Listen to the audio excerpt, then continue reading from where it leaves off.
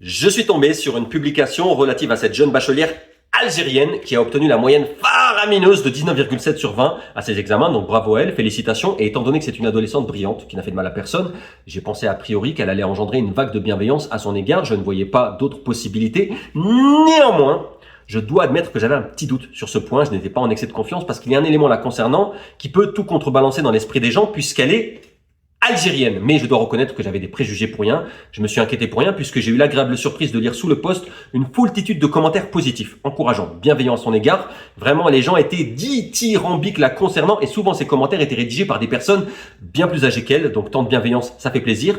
Et j'ai sélectionné certains de ces commentaires pour vous et notamment une personne qui a écrit « Et elle ne sait pas que le port du voile intégral, c'est pas le voile partiel, c'est le voile intégral. Elle ne sait pas que le port du voile intégral peut engendrer des carences en vitamine D. 4 points d'interrogation. » Alors j'ai décelé beaucoup de bienveillance dans ce message puisque celui qui l'a écrit s'inquiétait du fait que la bachelière puisse avoir des carences en vitamine D et dans le même temps, il était assez surpris qu'elle ait de telles notes au bac mais qu'elle ne soit pas au courant que le port du voile puisse engendrer des carences en vitamine D. Alors je tiens à rassurer cette personne qui s'inquiète. À mon avis, elle en est parfaitement consciente. C'est simplement qu'en Algérie, il y a du soleil toute l'année. Donc elle n'a pas besoin de dévoiler tout son corps et d'autant plus que pour capter la vitamine D, il suffit de mettre ses paumes face au soleil comme ça, comme les chats. Et c'est d'ailleurs pour ça qu'en Algérie, toutes les femmes voilées se déplacent toujours comme ça. On a l'impression que c'est une chorégraphie d'un clip indien.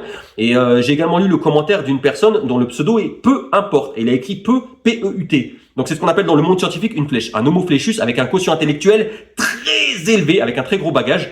Et donc peu importe, a écrit « Suis-je le seul à voir que ça ne fait pas 19,7 ?» C'est-à-dire qu'il a calculé la moyenne, il a trouvé un résultat différent et il a fait la somme de toutes les notes en fait de la bachelière et il a divisé le résultat par le nombre de notes et il est tombé sur un résultat différent. Alors peu importe, je ne sais pas si tu es le seul à avoir trouvé quelque chose de différent, peu importe, mais il y a une explication à cela. Alors c'est pas évident à comprendre au premier abord, j'en suis conscient, c'est assez complexe, mais dans le calcul de la moyenne, il y a ce qu'on appelle les coefficients. Alors j'ai donné un exemple simple, imaginons qu'elle ait deux notes, 19 sur 20 et 18 sur 20. 19 avec un coefficient 5, 18 avec un coefficient 3. Il ne faut pas simplement faire 19 plus 18 divisé par 2, non, il faut faire 19 fois 5 plus 18 fois 3, le tout divisé par 5 plus 3 au dénominateur. C'est pour ça que tu as trouvé une moyenne différente. Et j'ai également lu beaucoup de commentaires sur la même thématique, des commentaires récurrents au sujet de la cuisine, puisqu'il y a beaucoup de personnes qui ont dit qu'elle allait terminer à la cuisine. Et il y a une personne qui a écrit notamment tant d'efforts pour finir dans la cuisine. Alors il y a beaucoup de personnes qui ont écrit cuisine avec un O. Alors je pense qu'ils sont assez taquins. Ils voulaient taquiner les Algériens par rapport à leur accent et leur manière de prononcer le mot cuisine. Parce que toutes ces personnes qui rédigent tous ces commentaires, en fait, sont toutes polyglottes. Elles parlent toutes minimum 7, 8, voire 9 langues parfaitement. C'est pour ça qu'elles peuvent se permettre de taquiner un Algérien qui ne parle que 3 ou 4, voire 5 langues. Et donc il a écrit tant d'efforts pour finir dans la cuisine sous une burqa frappée par son mari. J'ai également lu le commentaire d'un certain Alix Stein qui a écrit « Quel gâchis !» Elle aura un chance, il a écrit comme ça, un chance. Donc je pense qu'il a vu le film Taken juste avant de rédiger son commentaire parce que dans le film on voit le méchant qui dit « Bon chance ». Donc il a écrit « Elle aura un chance non négligeable de se marier à un mec qui lui interdira d'aller bosser. 19,7 sur 20 pour finir à la maison, à s'occuper des gosses, du ménage et de la cuisine. Merci l'islam ». Après j'ai lu également le commentaire d'une personne qui a écrit « Tout ça pour finir avec un mari qui l'empêchera ou qui lui interdira de sortir de la cuisine. Bravo l'Algérie !» Alors ce que j'aime bien dans tous ces commentaires, c'est qu'il n'y a pas de cliché. Ça, c'est une bonne chose et que toutes ces personnes, ça se voit en fait qu'elles connaissent parfaitement l'Algérie puisqu'effectivement, en Algérie, la femme ne sort jamais de la cuisine. Mais littéralement jamais. C'est-à-dire que le jour où elle se marie, elle entre dans la cuisine. Alors avant d'entrer dans la cuisine, elle dit adieu à sa famille. Souvent, ce sont des scènes déchirantes puisqu'on voit toute la famille qui pleure puisqu'ils savent qu'ils la reverront jamais. Et donc, une fois qu'elle est entrée dans la cuisine, il y a le mari qui emmure la porte. Et après, il y a juste une petite fenêtre comme ça. Ça lui permet de voir si la femme travaille bien, si elle cuisine bien. Et il peut la taper aussi avec un manche à balai grâce à la petite fenêtre. Et dans chaque cuisine en Algérie, il y a toujours un lit avec une armoire, une douche, parce que la femme sort jamais de la cuisine. Et là, je vous parle des ménages modestes. C'est-à-dire ceux qui ont un peu plus les moyens, ils ont des cuisines avec plusieurs pièces. Et en Algérie, quand on achète un appartement, on parle pas de F4, F5 ou F6, on parle de C4, C5, C6 pour cuisine avec 4 pièces, cuisine avec 5 pièces. C'est-à-dire qu'à l'intérieur de l'appartement, il y a une cuisine avec 4, 5, 6 pièces. Et dans chaque pièce, il y a de quoi cuisiner, pour que la femme en fait n'oublie jamais de cuisiner.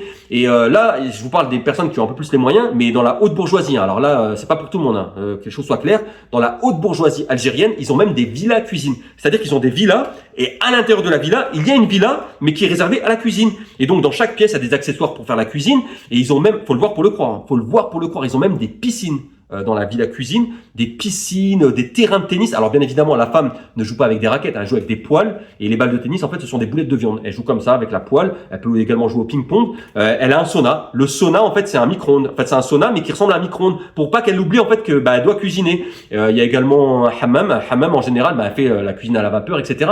Donc oui, la femme ne sort jamais de la cuisine. Et lorsqu'elle doit sortir pour aller voir une copine à elle, c'est simplement en fait pour qu'elle lui donne des recettes. Donc elle doit fournir un justificatif et elle ne sort pas de la maison à l'air libre. Hein. C'est-à-dire qu'il y a des souterrains. L'Algérie a développé un réseau immense de souterrains pour que chaque femme qui veuille aller dans une autre cuisine, elle puisse y aller en passant par le souterrain, dans la galerie souterraine. Et après elle revient.